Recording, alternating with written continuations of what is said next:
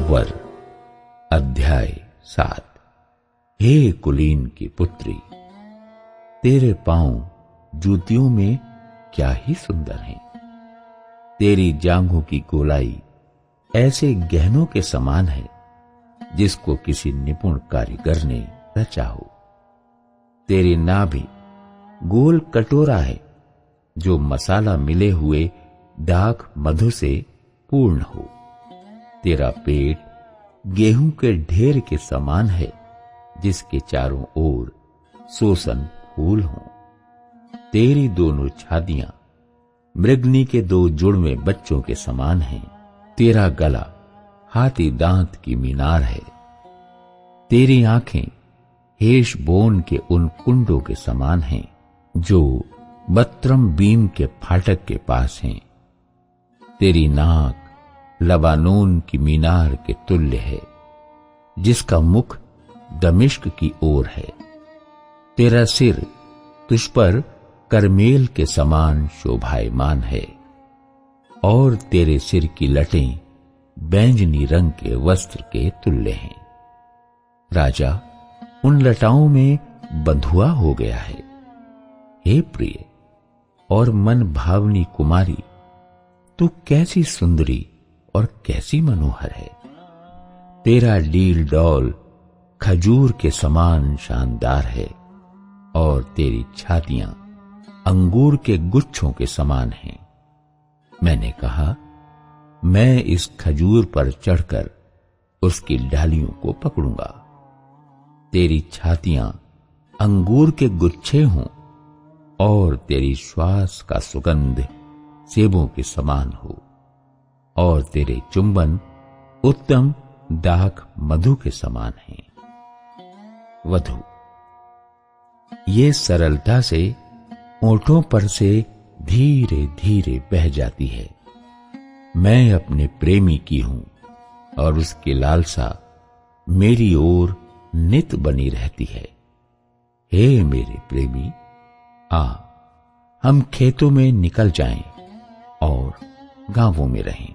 फिर सवेरे उठकर दाख की बारियों में चलें और देखें कि दाख लता में कलियां लगी हैं कि नहीं, कि दाख के फूल खिले हैं या नहीं और अनार फूले हैं या नहीं।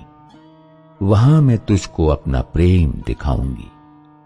दोदा फलों से सुगंध आ रही है और हमारे द्वारों पर सब भांति के उत्तम फल हैं, नए और पुराने भी, जो हे मेरे प्रेमी मैंने तेरे लिए इकट्ठे कर रखे हैं।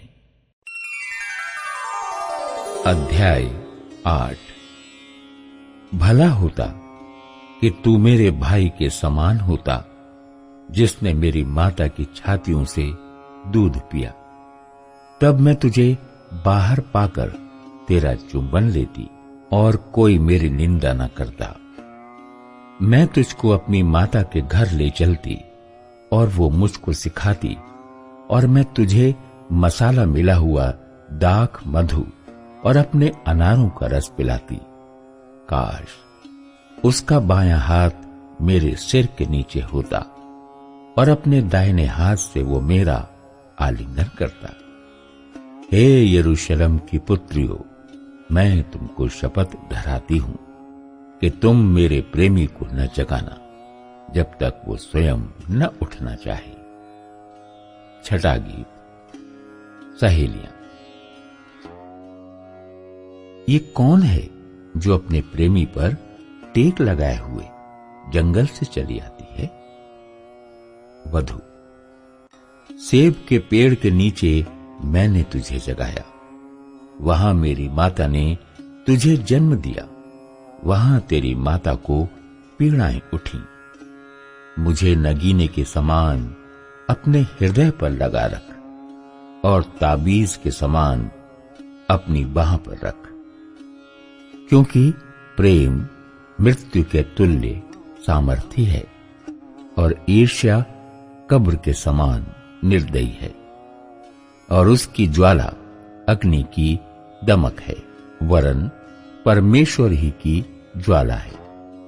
पानी की बाढ़ से भी प्रेम नहीं बुझ सकता और न महानदों से डूब सकता है। यदि कोई अपने घर की सारी संपत्ति प्रेम के बदले दे दे तो भी वो अत्यंत तुच्छ रहेगी। वधू का भाई। हमारी एक छोटी बहन है जिसकी छातियां अभी नहीं उभरी। जिस दिन हमारी बहन के ब्याह की बात लगे उस दिन हम उसके लिए क्या करें? यदि वो शहर पनाह होती तो हम उस पर चांदी का कंगूरा बनाते। यदि वो फाटक होती तो हम उस पर देवदार की लकड़ी के पटरे लगाते। वधू। मैं शहर पनाह थी और मेरी छातियां उसके गुम्मट। तब मैं अपने प्रेमी की दृष्टि में शांति लाने वालों की समान थी। वर। बालामोन में सुलेमान की एक दाख की बारी थी। उसने वो दाख की बारी रखवालों को सौंप दी। हर एक रखवाले को उसके फलों के लिए चांदी के हजार हजार टुकड़े देने थे। मेरी निज दाख की बारी मेरे लिए ही है।